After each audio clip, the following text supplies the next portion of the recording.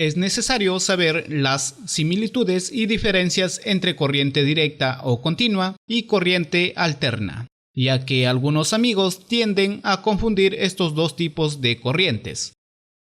Si tenemos una batería de 12 voltios y un bombillo incandescente que enciende a 12 volts, el cual conectamos a la batería, la corriente inmediatamente empezará a circular desde el borne negativo hasta el borne positivo de la batería, pasando por el filamento del bombillo. Esta corriente circulará de forma continua en el tiempo, por lo que se puede decir que el voltaje y corriente, según la gráfica, es una línea recta.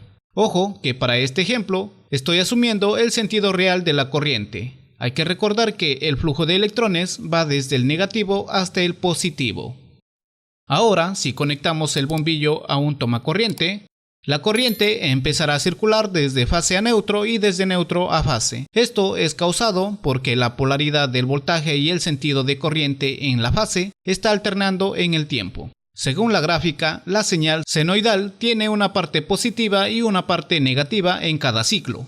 La cantidad de ciclos por segundo va a depender del tipo de suministro y el lugar donde vives. En algunos países la frecuencia es de 60 Hz y en otros de 50 Hz. Esto significa que en un segundo hay 60 ciclos y 50 ciclos respectivamente. Ahora ya podemos decir que la corriente que llega a nuestra casa es alterna. Podemos obtener corriente continua de las baterías, de las pilas, de los paneles solares, entre otros. Veamos algunas características. Los dispositivos que suministran corriente directa o continua tienen terminales con polaridad positiva y negativa. El flujo de corriente eléctrica se da en un solo sentido, es decir, que va desde el negativo hasta el positivo, y este es constante en el tiempo.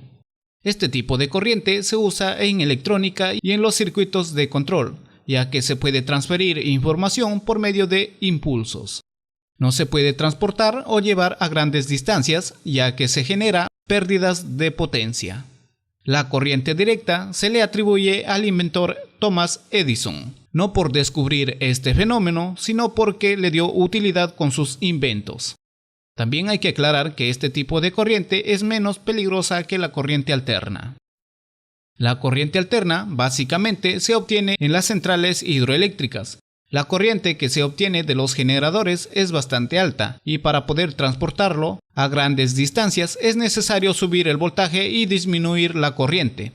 Y así pues, la corriente alterna viaja por los cables de alta tensión y al llegar a la ciudad se baja el voltaje a 220 o cualquier otro nivel de tensión de uso doméstico. Y al final, eso es lo que tenemos en los tableros eléctricos, para luego ser distribuido para los circuitos de iluminación, tomacorrientes, entre otros. La corriente alterna se le atribuye al inventor Nikola Tesla. Si tenemos un voltaje de corriente alterna, por ejemplo, en los tomacorrientes, se puede convertir a corriente continua si usamos una fuente de poder. Para este caso es una fuente que sirve para poder cargar la batería de nuestro teléfono celular, ya que estos funcionan con corriente continua.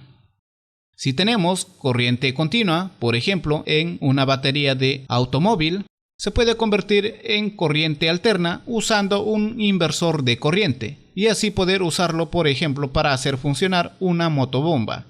Este inversor permite obtener una corriente alterna y elevar el voltaje ya sea a 110 volts, 220 volts o cualquier otro nivel de tensión que deseemos.